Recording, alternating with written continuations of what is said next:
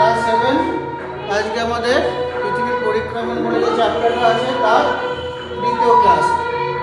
আজকে এই চ্যাপ্টারে আমরা প্রথমেই দেখব পৃথিবীর কক্ষপথ সম্পর্কে।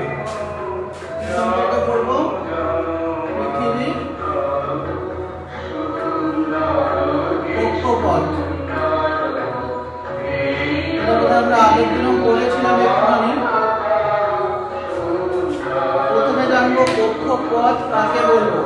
কক্ষপথ আমি আগের দিনও বলেছিলাম যে পথে সূর্যকে পরিক্রমণ করে সেই পথটাকে বলা হয় কক্ষপথ। বললে কিছু দেখো পেয়ে যাবে কাকে বলবো। তাহলে পৃথিবীর কক্ষপথ পৃথিবী যে পথে সূর্যকে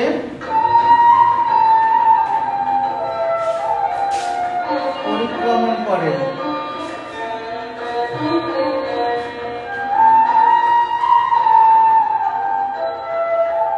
তাকে কক্ষপথ বলে। দেখো এটা যদি সূর্য হয়,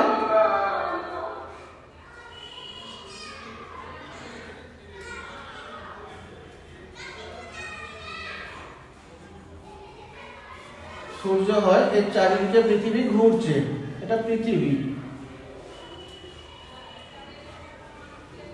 তাহলে এই যে পথটা ধরে ধরে ঘুরছে এই পথটাই হয়ে গেল কক্ষপথ।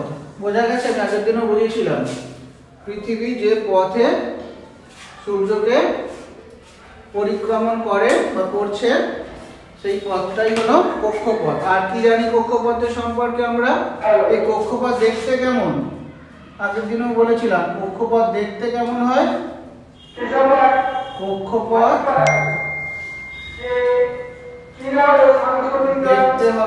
দেখতে হবে উপবৃত্তাকার।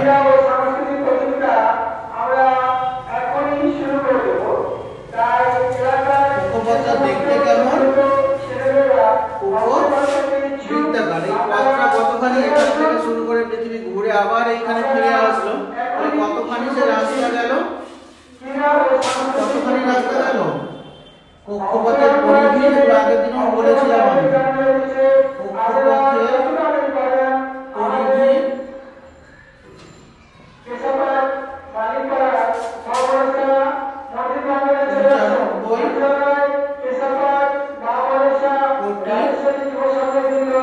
কিমি। আর এই কক্ষপথটা যে তলে অবস্থিত তাকে বলা হয় কক্ষতল। আর কি পড়বো কক্ষপথ সম্পর্কে দেখে রাখো পরপর। কক্ষপথ যে তলে অবস্থিত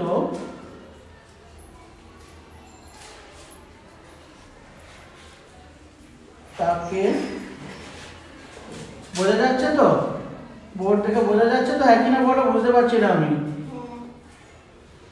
তাকে কক্ষতল বলে। তাহলে যে পথে পরিক্রমণ করছে পৃথিবী, সূর্যকে পরিক্রমণ করছে, সেটা হলো কক্ষপথ। আর কক্ষপথ যে তলে অবস্থিত তাকে বলছি আমরা কক্ষতল। আর কি জানবো? পৃথিবী তার কক্ষতলের সাথে, কক্ষপথের সাথে 66.5 ডিগ্রি কোণে অবস্থিত। পৃথিবী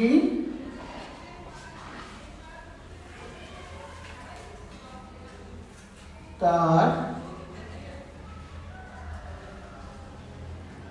কক্ষপথের সাথে, এটা মুছে দিই ছবিটা বোঝা গেছে তো? যে পথটা যে ঘুরছে সেই পথটাকে কি বলি আমরা? কক্ষপথ। মুছে দিলাম, এটা লিখতে অসুবিধা হচ্ছে। পৃথিবী তার কক্ষপথের সাথে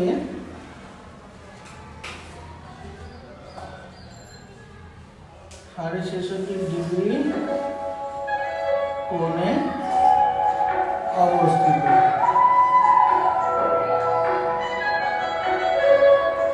তার একটা পয়েন্ট এখান থেকে দেখে নেব। এই যে পৃথিবী সূর্যকে পরিক্রমণ করছে, সেই পরিক্রমণের গতি কত?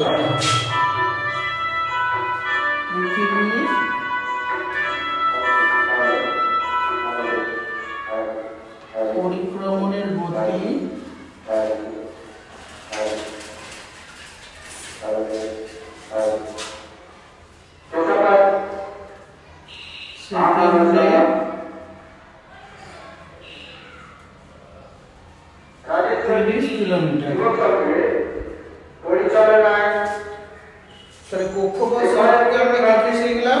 যে পথে সূর্যকে পরিক্রমণ করছে, পৃথিবী যে পথে পরিক্রমণ করছে সেটা হলো কক্ষপথ। এটা দেখতে উপবৃত্তাকার। এই কক্ষপথের পরিধি 95 কোটি কিমি। কক্ষপথটা যে তলে অবস্থিত সেটা হচ্ছে কক্ষতল। পৃথিবীর কক্ষপথ 66.5 ডিগ্রি কোণে অবস্থিত। আর পৃথিবীর পরিক্রমণের গতি, অর্থাৎ যে পথ দিয়ে সে ঘুরছিল কত জোরে সে যাচ্ছিল, কত জোরে ঘুরছিল, সেকেন্ডে 30 কিলোমিটার। আর একটা জিনিস দেখে রাখো, সূর্যকে পরিক্রমণ করতে যতটুকু সময় লাগে সময় লাগে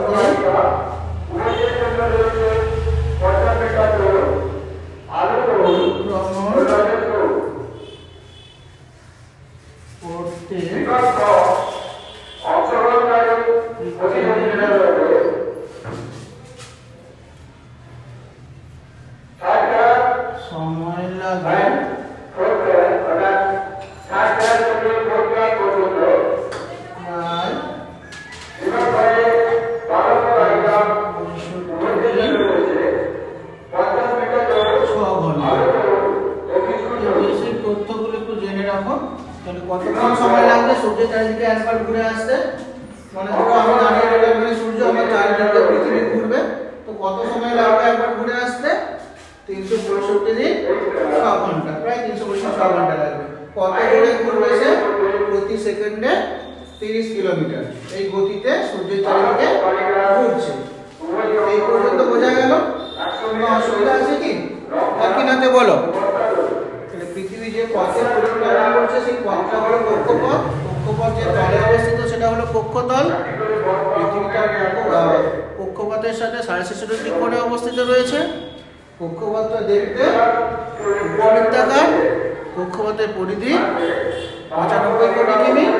পৃথিবী প্রতি সেকেন্ডে 30 কিলোমিটার গতিতে সূর্যকে পরিক্রমণ করছে। আর একবার পরিক্রমণ করতে সময় লাগে 365 দিন 6 ঘন্টা। বোঝা গেছে এই পর্যন্ত? এবার আমরা দেখব চন্দ্র মাস আর সৌর বছর কার সম্পর্কে পড়ব? চন্দ্র মাস ও সৌর বছর। আগে বোর্ডের দিকে দেখো, ছবিটা দেখে বুঝে নাও, তারপরে লেখা শুরু করবে।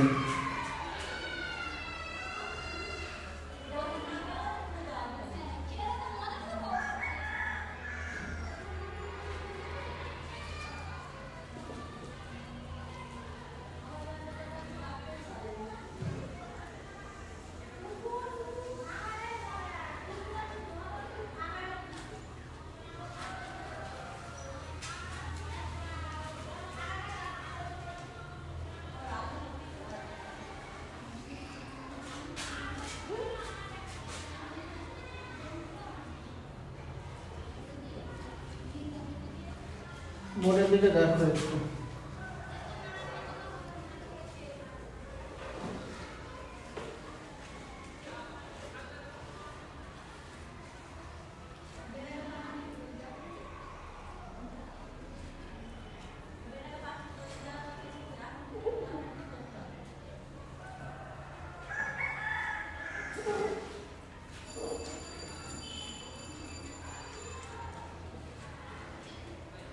বোর্ডের দিকে দেখো, কি কি দেখাচ্ছি, কি কি দেখিয়েছি?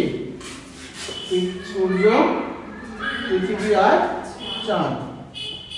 পৃথিবী কার চারিদিকে ঘুরছে? ছবি থেকে কি মনে হচ্ছে? সূর্যের চারিদিকে। এই যে পথটা, এই পথটা ধরে সূর্যের চারিদিকে ঘুরছে, তাই তো? এই পথ ধরে সূর্যের চারিদিকে ঘুরছে। চাঁদ কার চারিদিকে ঘুরছে? চাঁদ কার চারিদিকে ঘুরছে? তাহলে চাঁদ কার চারিদিকে ঘুরছে? চাঁদ এই পথটা ধরে পৃথিবীর চারিদিকে ঘুরছে, তাই তো? একটু আগে আমরা কি পড়লাম? পৃথিবী সূর্যের চারিদিকে ঘুরে আসতে কত সময় লাগে? একটু আগেই তো পড়লাম। একবার পরিক্রমণ করতে কত সময় লাগে? 365 দিন 6 ঘন্টা, তাই তো? এই পথটা ধরে পৃথিবী সূর্যের সামনে ঘুরে, সূর্যের সামনে ঘুরে ঘুরে আবার নিজের জায়গায় ফিরে আসলে কত সময় লাগে? 365 দিন 6 ঘন্টা। তার সময় লাগছে 365 দিন। ভালো করে বুঝে নাও, 6 ঘন্টা। আমরা বছর কত দিনে ধরি? এক বছর কত দিনে হয়? এক বছর সমান কত দিন? এক বছর কত দিনে হয় বলো?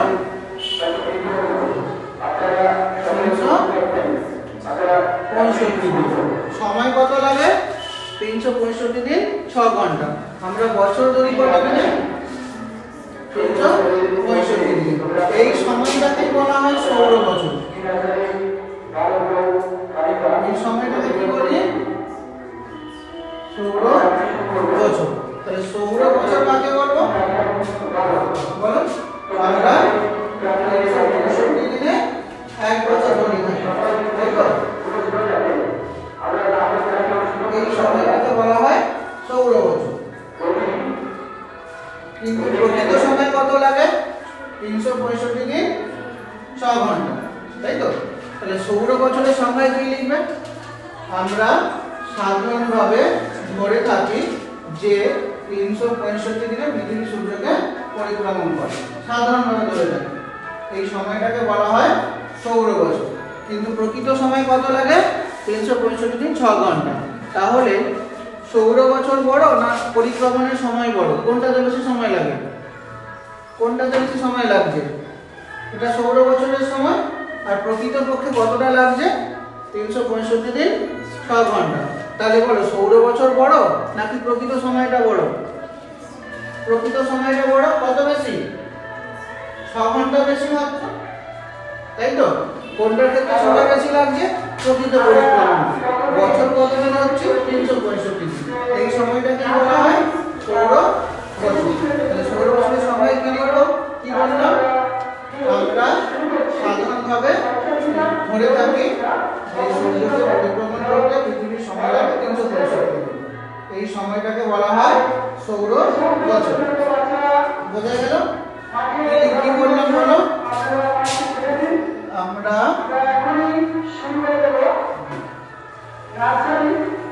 সাধারণভাবে ধরে থাকি, কি ধরি? যে সূর্যকে পরিক্রমণ করতে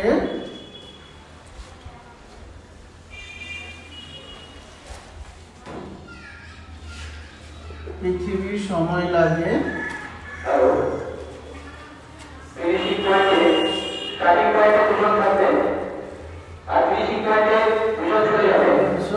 365 দিন।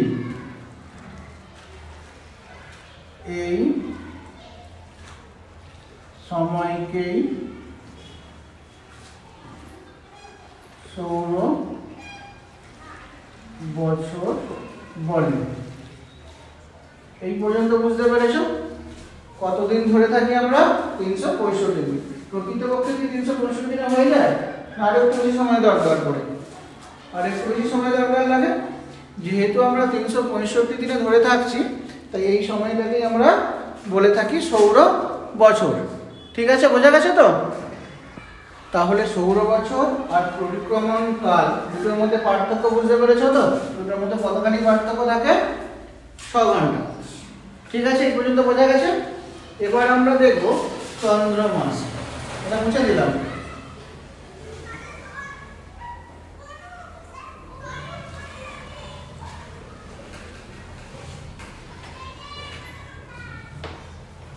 দেখো এবার চাঁদও পৃথিবীর চারিদিকে ঘুরছে, তাহলে এরও একটা সময় দরকার হবে একবার ঘুরে আসতে। সময়টা কত সময় লাগে চাঁদের পৃথিবীর চারিদিকে ঘুরে আসতে? চাঁদের সময় লাগে প্রায় 27 দিন 8 ঘন্টা। চাঁদের কতখানি সময় লাগছে? 27 দিন 8 ঘন্টা। আমরা এক মাস কত দিনে ধরে থাকি? এক মাস মানে কতদিন বলো?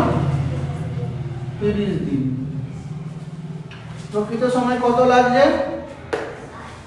27 দিন 8 ঘন্টা। মাস কত দিনে ধরে থাকি বলো? মাস কত দিনে ধরে থাকি? 30 দিনে। এই সময়টাকে বলা হয় চন্দ্রমাস। এই সময়টা হলো চন্দ্রমাস। তাহলে চন্দ্রমাস কাকে বলবো? একই রকমই বলো, পৃথিবীর চারিদিকে চাঁদের ঘুরে আসতে সময় লাগে বা পৃথিবীকে পরিক্রমণ করতে চাঁদের সময় লাগে 27 দিন 8 ঘন্টা। এই সময়টাকে বলা হয় চন্দ্রমাস। প্রকৃত মাস কত? 30 দিনে। চন্দ্রমাস কত দিনে? 27 দিনে 8 ঘন্টা। তাহলে কে বড় কে ছোট? চন্দ্রমাস ছোট না মাস ছোট? চন্দ্রমাস ছোট। কতদিন ছোট? 2 দিন 4 ঘন্টা, তাই তো? সরি, 2 দিন 16 ঘন্টা, তাই তো? তাহলে কে ছোট কে বড় বোঝা গেল? চন্দ্রমাস ছোট, মাস বড়। তাহলে চন্দ্রমাস কাকে বলবো? লিখো এটা। কি লিখবো? পৃথিবীকে পরিক্রমণ করতে চাঁদের সময় লাগে 27 দিন 8 ঘন্টা। এই সময়টাকেই চন্দ্রমাস বলা হয়। ক্লিয়ার হয়েছে? লিখে ভালো, নাকি লিখে দিতে হবে? এটা পেরে যাবে, দেখো দেখে দেখে লিখো, আগেরটার মতোই হবে। তাহলে লিখতে পারবে চন্দ্রমাস আর সৌর বছর। কোনো অসুবিধা আছে কি? পৃথিবীকে পরিক্রমণ করতে চাঁদের সময় লাগে 27 দিন 8 ঘন্টা। এই সময়টাকেই আমরা চন্দ্রমাস বলে থাকি। ক্লিয়ার হয়েছে? আশা করি দুটো তোমরা বুঝতে পেরেছো। একদম সহজ। ভূগোল খুবই সহজ, পড়ো, খুব ভালো লাগবে পড়তে এবং খুবই সহজ বিষয় ভূগোল। এবার আমরা দেখব অপসুর, অনুসুর আর পেরিজি অ্যাপোজি। এই 4টে জিনিসকে দেখবো একই সাথে। আগে অপসুর অনুসুরটা দেখি।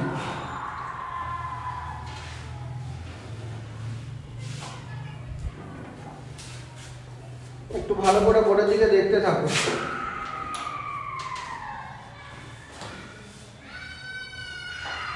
একই সঙ্গে বলবো আমরা।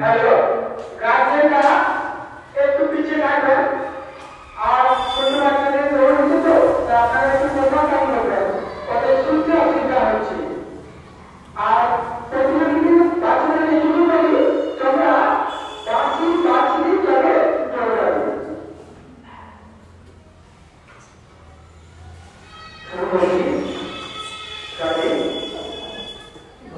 মুছে দিয়ে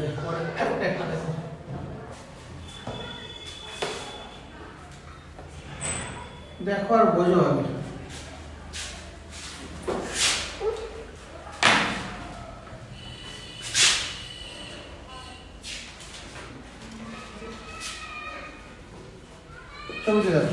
পৃথিবী এখানে ছিল, এই রাস্তা ধরে ধরে সে ঘুরে ঘুরে ঘুরে ঘুরে আবার তার নিজের জায়গায় ফিরছে, তাই তো? এটা পরিক্রমণ করছে। ছবি দেখে মনে হচ্ছে কি পৃথিবী থেকে সূর্যের দূরত্ব সবসময় সমান থাকবে? কোনটা কাছে কোনটা মনে হচ্ছে বলো? এইখান থেকে পৃথিবী যতটা দূরে আছে, এই জায়গা থেকেও কি পৃথিবী যতটা দূরে আছে? এই জায়গায় কি মনে হচ্ছে? দূরে আছে কি? তাহলে কি শিখলাম? সূর্য থেকে পৃথিবীর দূরত্ব সবসময় সমান থাকে না, তাই তো? কখনো পৃথিবী থেকে সূর্যের দূরত্ব কম হয়, কখনো বেশি হয়। এই কমটা কবে হয়? কমটা হয় 3রা জানুয়ারি, 3rd জানুয়ারি।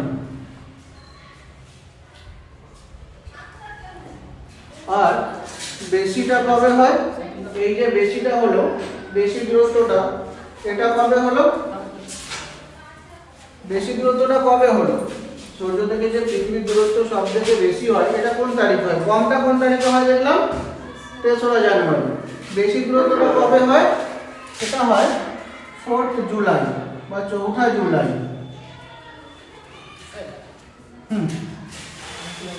হ্যাঁ, আচ্ছা, কি সুন্দর বুঝেছেন? ঠিক আছে। তাহলে সূর্য থেকে পৃথিবীর দূরত্ব কবে সব থেকে বেশি হয়?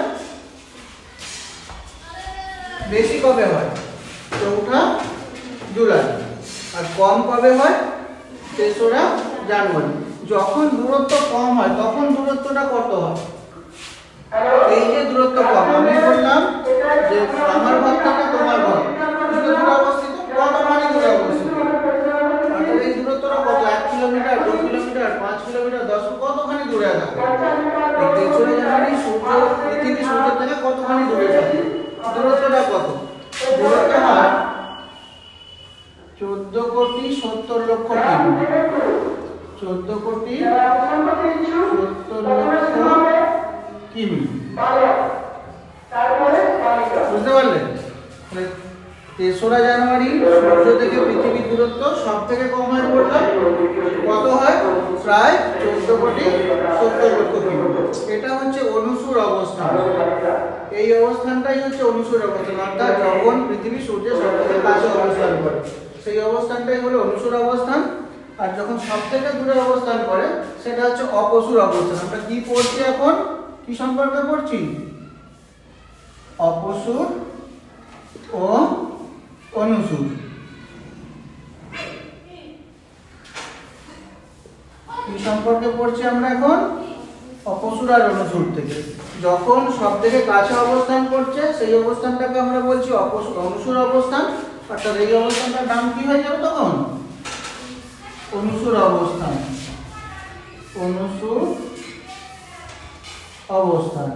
আর যখন দূরত্ব সব থেকে বেশি হবে সেটা হয়ে যাবে অপসুর অবস্থান। এখানে দূরত্ব কত হয়? সব থেকে দূরত্ব বললাম, এখানে দূরত্ব কত হয়? 15 কোটি 20 লক্ষ কিমি। এটা হচ্ছে অপসুর অবস্থান।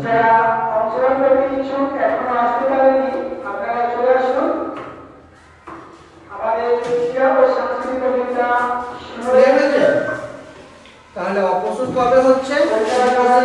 অপসুর কবে হয়? অপসুর 4 জুলাই। অনুসুর কবে হয়? 3রা জানুয়ারি। অনুসুরে পৃথিবী সূর্যের মধ্যে দূরত্ব কত হয়? 14 কোটি 70 লক্ষ কিমি। অপসুরের দূরত্ব কত হয়? 15 কোটি 20 লক্ষ কিমি। তাহলে তোমরা লিখতে পারবে তো অপসুর অনুসুর কি লিখবো? কিভাবে শুরু করব? 3রা জানুয়ারি সূর্য থেকে পৃথিবীর দূরত্ব সব থেকে কম হয়, প্রায় 14 কোটি 70 লক্ষ কিমি। একে অনুসুর অবস্থান বলে। ক্লিয়ার হয়েছে? 3রা জানুয়ারি সূর্য থেকে পৃথিবীর দূরত্ব সব থেকে কম হয়, প্রায় 14 কোটি 70 লক্ষ কিমি। একে অনুসুর অবস্থান বলে। তাহলে এদিকটা কি লিখবো? 4 জুলাই সূর্য থেকে পৃথিবীর দূরত্ব সব থেকে বেশি হয়, প্রায় 15 কোটি 20 লক্ষ কিমি। একে অপসুর অবস্থান বলে। লিখতে পারবেন? পেরে যাবে তো? তাহলে কোশ্চেনটা নোট করো, অপসুর অনুসুর কি, নিজেরা বাড়িতে কমপ্লিট করবে এটা। তাহলে তোমরা অপসুর অনুসুর বুঝে গেছো। এবার আমরা দেখব পেরিজি আর অ্যাপোজি। এটাকে শুধু পড়িয়ে দিয়ে দাও, যদিও তোমাদের নেই তবুও পড়িয়ে দেবো। তোমাদের বইতে নেই।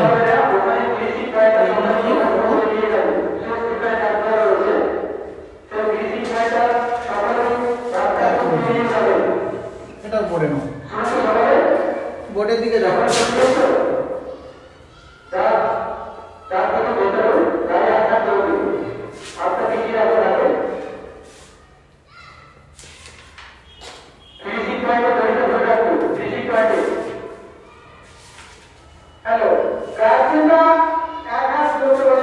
বোর্ডের দিকে দেখতে থাকো।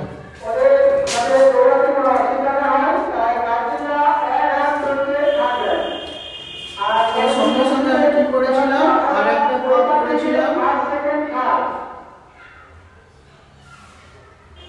এই পথ ধরে কে ঘুরছিল? চাঁদ ছিল, তাই তো? এবার দেখো চাঁদ থেকেও কি পৃথিবীর দূরত্ব সবসময় সমান থাকছে? কি মনে হচ্ছে? তাহলে কোনো একটা সময় চাঁদও পৃথিবীর কাছে থাকে, তাই তো? আর কোনো একটা সময় চাঁদ থেকেও পৃথিবীর দূরত্ব সব থেকে বেশি হয়ে যায়। যখন চাঁদ থেকে পৃথিবীর দূরত্ব সব থেকে কম হয় তখন সেটা পেরিজি। আর যখন চাঁদ থেকে পৃথিবীর দূরত্ব সব থেকে বেশি হয় সেটা হচ্ছে অ্যাপোজি। তাহলে এই যে বেশি আছে এটা কি হয়ে যাবে? অ্যাপোজি। আর এই যে দূরত্ব কম এটার নাম কি হয়ে যাবে? এটা হয়ে যাবে পেরিজি। কাকে বলবো পেরিজি? লিখে ফেলো। চাঁদ থেকে থেকে পৃথিবীর দূরত্ব যখন সব থেকে বেশি হয় তখন তাকে বলা হয় অ্যাপোজি, আর যখন সব থেকে কম হয় তখন তাকে বলা হয় পেরিজি। এটাকে নোট করো, এটা তোমাদের বইতে নেই, এটাকে নোট করো। যখন চাঁদ থেকে পৃথিবীর দূরত্ব সব থেকে বেশি হয় তাকে কি বলি আমরা? পেরিজি অবস্থান। এখন দূরত্ব কত হয় এই অবস্থায়? 4,50,000 কিলোমিটার। 4,50,000 কিলোমিটার। 4,50,000 কিলোমিটার।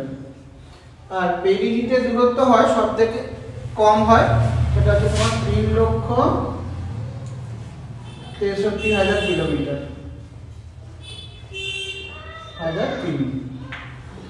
চাঁদ থেকে পৃথিবীর দূরত্ব কম হলে কত হয় সব থেকে, বা পেরিজি অবস্থানে দূরত্ব কত? পেরিজি অবস্থানে দেখে দেখে বলো, পেরিজি অবস্থানে দূরত্ব কত? 3,63,000 কিলোমিটার। আর অ্যাপোজি অবস্থানে দূরত্ব কত? 4,50,000 কিলোমিটার। লিখতে পারবে তোমরা এটা? আশা করি লিখে দিয়েছো। চাঁদ থেকে পৃথিবীর দূরত্ব যখন সব থেকে বেশি হয় তখন তাকে বলা হয় অ্যাপোজি, আর চাঁদ থেকে পৃথিবীর দূরত্ব যখন সব থেকে কম হয় তখন তাকে বলা হয় পেরিজি অবস্থান। এই পর্যন্ত আশা করি তোমরা বুঝতে পেরেছো। এই পর্যন্ত ক্লাসে কোনো সমস্যা আছে? এবার আমরা দেখব অধিবর্ষ। ক্লাস 1 থেকে 2 তালিকা প্রতিকার অংশগ্রহণ ইচ্ছুক চলে আসুন, আমরা ক্লাসটা শেষ করব। ক্লাস 1 থেকে 2 তালিকা এবার কি করব আমরা? অধিবর্ষ বা লিপিয়ার। একটু আগে আমরা এটা পড়েছি, তবে ডিটেইলসে ওইভাবে হয়তো তোমাদের বলে দিইনি। কিভাবে লিখবো এটা? সূর্যকে পরিক্রমণ করতে পৃথিবীর সময় লাগে কতক্ষণ লাগে? প্রকৃত সময় সূর্যকে পরিক্রমণ করতে পৃথিবীর সময় লাগে 365 দিন 6 ঘন্টা পূর্ণ হচ্ছে, তাই তো? কিন্তু আমরা বছর ধরে থাকি 365 দিন, ফলে 6 ঘন্টা অতিরিক্ত থেকে যায়। বোঝা গেছে এই পর্যন্ত? এই সবগুলো লিখতে হবে, যে লাইনগুলো বললাম এই লাইনগুলো তোমাদের লিখতে হবে। সূর্যকে পরিক্রমণ করতে পৃথিবীর সময় লাগে 365 থেকে 6 ঘন্টা, কিন্তু আমরা 365 দিনে বছর ধরে থাকি, ফলে 6 ঘন্টা অতিরিক্ত থেকে যায়। এই হিসাব মেলাবার জন্য প্রতি 4 বছর অন্তর অন্তর একদিন বাড়িয়ে বছরটাকে 366 দিনে করা হয়। ওই বছরটাকে বলা হয় লিপিয়ার বা অধিবর্ষ।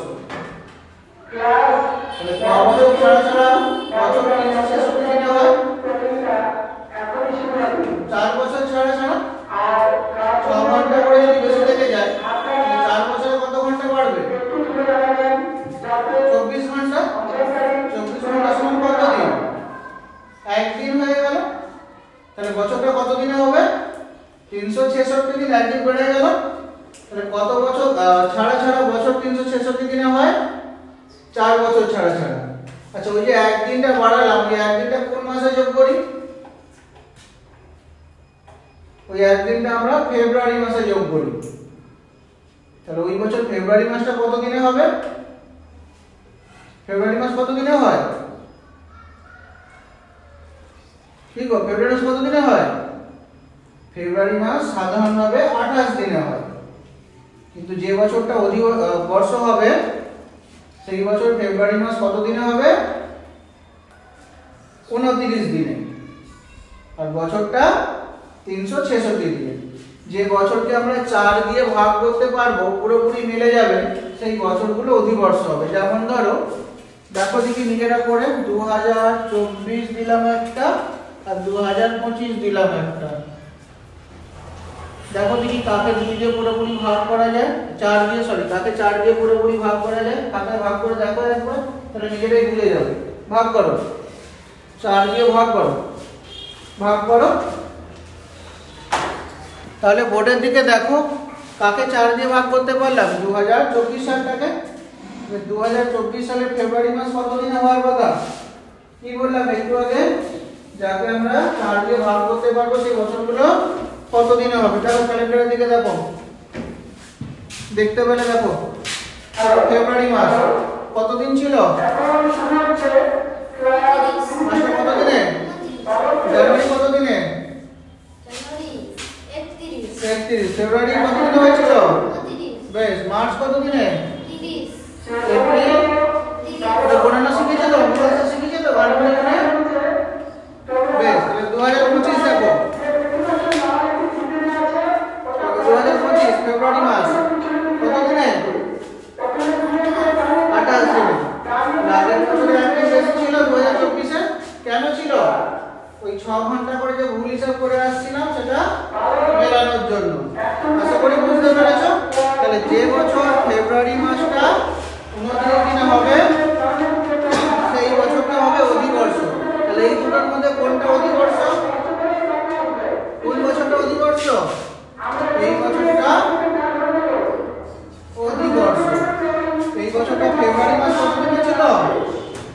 ফেব্রুয়ারি মাস ছিল 29 দিনে আর বছর ছিল 366 দিনে।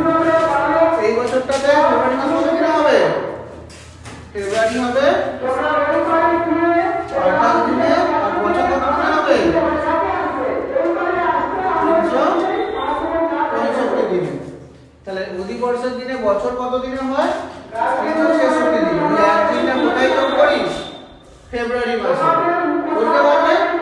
তাহলে কি লিখবো অধিবর্ষ সংখ্যাতে? কি লিখবো? সূর্যকে পরিক্রমণ করতে পৃথিবীর সময় লাগে 365 দিন 6 ঘন্টা। কিন্তু আমরা 365 দিনে বছর ধরে থাকি। ফলে 6 ঘন্টা অতিরিক্ত থেকে যায়। এই হিসাব মেলানোর জন্য প্রতি 4 বছর অন্তর অন্তর ফেব্রুয়ারি মাসে একদিন যোগ করা হয় এবং বছরটা 366 দিনে হয়। ওই বছরকে অধিবর্ষ বা লিপ ইয়ার বলা হয়। ক্লিয়ার হয়েছে? ওই বছরকে অধিবর্ষ বা লিপ ইয়ার বলা হয়। ক্লিয়ার হয়েছে তো না হয়নি? লিখতে পারবে তো? এটা তোমাদের ঘরের জন্য দিলাম, আমি সবগুলো লিখে দিলাম। এই একটা তোমরা বাড়িতে লিখবে। ক্লাস শেষ করবো। কারো কিছু অসুবিধা থাকলে বলো। কোনো জায়গাটা যদি বুঝতে না পারো, কোনো সমস্যা থাকে তাহলে বলো। আমি এখানে বুঝতে পারিনি, এই জায়গাটা আমার সমস্যা আছে, আরেকবার বলে দিন, আবার বলে দেবো। সমস্যা নেই তো? শেষ করি তাহলে ক্লাস।